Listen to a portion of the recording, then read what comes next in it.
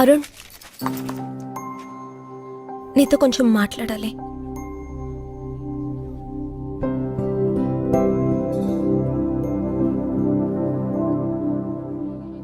అరుణ్, నాకు కాండగి మెలన్లో seat almost దొరికేసింది. ఓ congrats, నువ్వు ఆశపడినట్టే వచ్చింది. కొన్ని రోజుల ముందు మీ అమ్మ నాన్నని షాపింగ్ మాల్లో కలిశాను. అవునా? బాగా మాట్లాడారు. They were really sweet. ఏమన్నారు? మనం ఎప్పుడూ ఫ్రెండ్స్గా ఉండాలి అన్నారు. ఫస్ట్ నాకు అర్థం కాలేదు, ఆ తర్వాతే రియలైజ్ అయ్యాను. ఆ రోజే నువ్వు మళ్ళీ నాకు ఫోన్ చేశావు.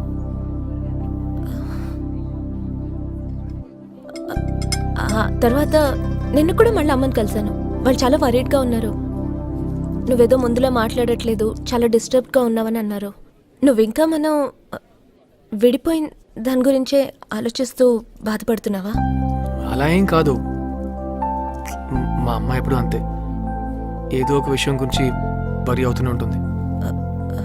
మీ అమ్మగారు అడగగానే నేను కూడా కొంచెం గిల్టీగా ఫీల్ అయ్యాను. ఎందుకు, నేను కూడా ఒక కారణం కదా. చేచే, నువ్వు అనవసరంగా వరి అవ్వద్దు ప్లీజ్. లేదు అరుణ్, మన బ్రేకప్ని నువ్వు యాక్సెప్ట్ చేసినా మిస్ అవుతావు కదా, అది కష్టంగా ఉంటుంది కదా. నాకు అలాంటిదే ఏం లేదు.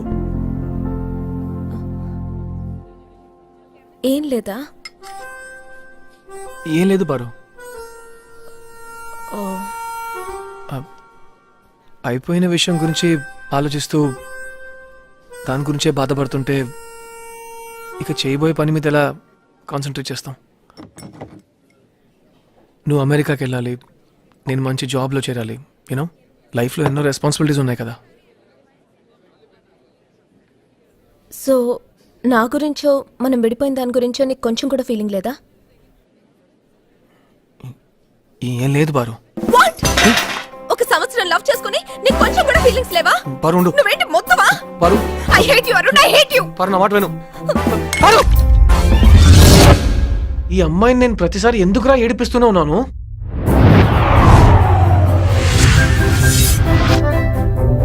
ఆ సెకండ్ నేను కొన్ని విషయాలు డిసైడ్ అయ్యాను.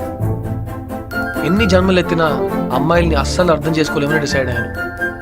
ఈ నిజాన్ని ఒప్పుకుంటేనే ఓ అమ్మాయిని లవ్ చేయగలను డిసైడ్ అయ్యాను. మోస్ట్ ఇంపార్టెంట్లీ, ఇంకోసారి నా తల పగలు కొట్టించుకోకూడదని డిసైడ్ అయ్యాను.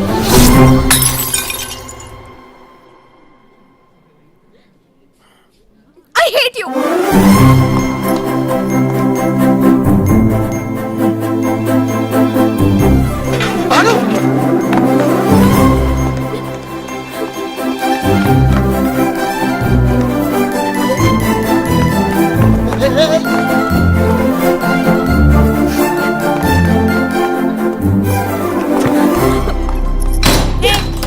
ఏంటి ఇది? నోర్మై. తలుపు తీ. ప్లీజ్ నా మాట విను. ఏం చేస్తున్నావే? వెళ్ళి తలుపు తీ. తీయను. నేను పోయి తలుపు తీస్తాను. తీయద్దు. పారు, తలుపు తీ పారు. పారు ప్లీజ్ నా మాట విను. పారు తలుపు తీ. నేను ఊరికి చెప్పాను పారు.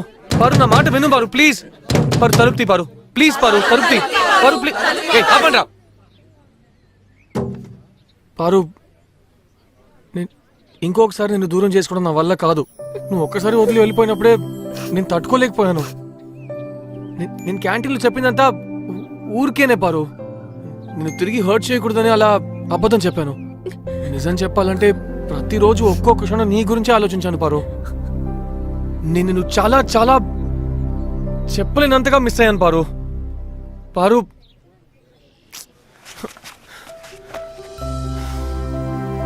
మర్చిపోవాలని డిసైడ్ అయితేనే కదా మర్చిపోగలం.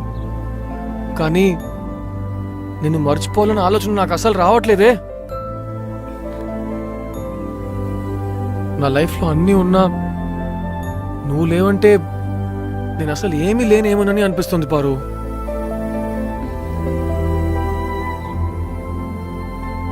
చాలాసార్లు మేము ఇద్దరం గొడవ పడ్డాం. చాలాసార్లు మేము ఇద్దరం తప్పులు చేసాం. ఈ లవ్ చేయడం ఎందుకు ఇంత కష్టంగా ఉందో తెలియట్లేదు. మేబీ లవ్లో మాత్రం ఫెయిల్ అయ్యి తెలుసుకోవాలేమో. చాలాసార్లు మనం పిచ్చోళ్ళ ప్రవర్తిస్తుంటాం కానీ దానికంత కారణం నువ్వు నేను ఒకరి మీద ఒకరు పిచ్చిగా ఉండటమే. ఆహా ఏం చెప్పావురా మావా. థ్యాంక్స్ రా పారు. ఏదేమైనా నేను వదిలి వెళ్ళనని నీకు ప్రామిస్ చేశాను. ఆ ప్రామిస్ నేను ఎటు పరిస్థితుల్లో నేను బ్రేక్ చేయను పారు. ఇక నుంచి నువ్వు నన్ను కొట్టినా తన్ని తరిమినా నేను నీతోనే ఉంటాను Paru. I love you Paru. Paru I love you Paru. Paru I love you Paru.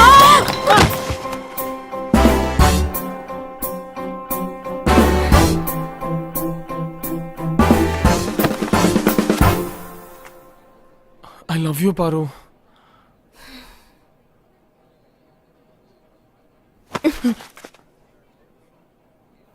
ఇది చెప్పడానికి ఎన్నో రోజులు పట్టిందా?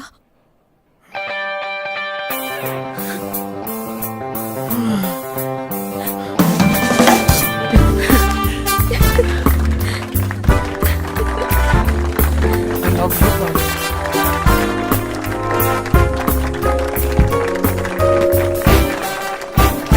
లవ్ లో ఫెయిల్ అవున వాళ్ళు ఎవరు ఉండరు అనుకుంటా. అలా మీరు ఫెయిల్ కాలేదంటే మీరు ఇంకా లవ్ చేయలేదన్నమాట. వెళ్ళండి, వెళ్ళి ఫెయిల్ అవ్వడం మొదలు పెట్టండి. ఇక్కడేం చేస్తున్నావు? నీకోసం ఎంతసేపటి నుంచి వెయిట్ చేస్తున్నానో తెలుసా? అది సినిమా తీద్దామని. నాకంటే నీకు సినిమానే ఇంపార్టెంటా? అది కాదమ్మా, అది అప్పుడు నన్నేం చేయమంటావు? అసలు ఈ మనసులో ఏమనుకుంటున్నావు? నీకోసం ఎంతసేపు వెయిట్ చేయాలి?